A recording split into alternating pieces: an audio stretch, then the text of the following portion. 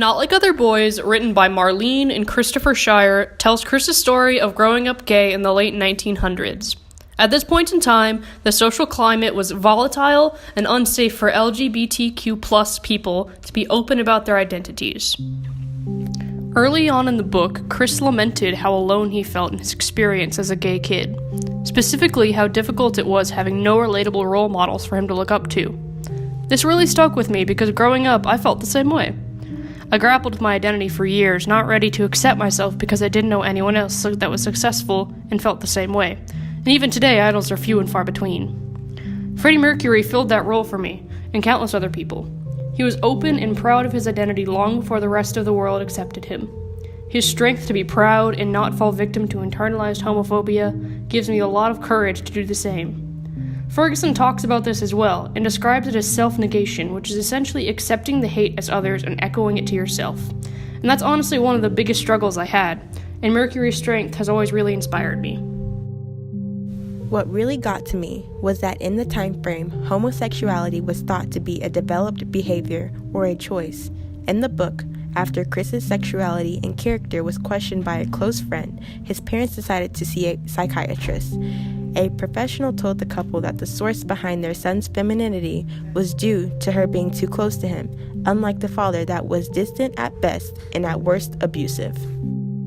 The antidote for Chris was for the mother to be as emotionally available as the father. This solution led to Chris feeling alone on top of different from other children for being attentive to his clothing or preferring setting the table over playing with trucks. These thoughts were and are still being used today. Ferguson talks about these fundamental aims being used in schools to classify genders and their behaviors in a heteronormative society.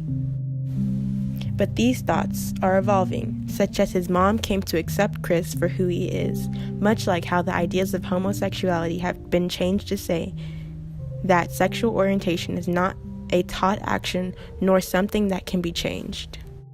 In the book of Ferguson, Chris was bullied by his classmates over his sexuality. This is a problem that I have experienced until my life. For example, a friend of mine very close teased and harassed our classmates that were gay. This happened our junior year of college.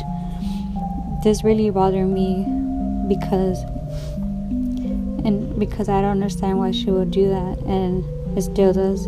Because I think it's important for us to respect others no matter the difference.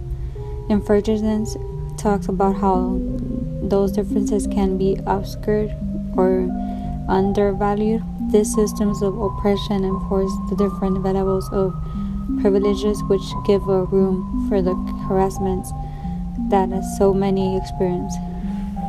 Not Like Other Boys is tragic and inspiring at the same time. When Ferguson touches topic on heteronormativity, it sheds light on what Chris goes through and why he has to act a certain way because he's male and nothing less than that standard. It was very emotionally hard to read, and it hit home when I came across the line that says, "His sweetness, tidy nature, attention to wardrobe, and cleanliness was charming but worrisome," which was his mother referring to Chris back when he was only a little boy. I have a family member that had shown signs of homosexuality since he was little as well, but in Mexico it's different. He was raised very similarly to Chris, the main character, and this book made it all come to life in my mind. Shire brings out so many things to light that nobody really talked about or discussed back then. It takes you on an emotional roller coaster throughout his mother's obsessive words and the world's unspeakable discriminatory ways. Chris, yearning for acceptance and seeking approval from anyone, was agonizing. Once he finally found his group of friends and was no longer the odd one out, he felt more at ease. It salvaged my anxiety and will for anyone else that reads this book. Not Like Other Boys' message is no less important today. It illustrates struggles and experiences that so many people deal with, such as bullying, having an unsupportive family, and self-doubt, but ultimately everyone hopes for acceptance.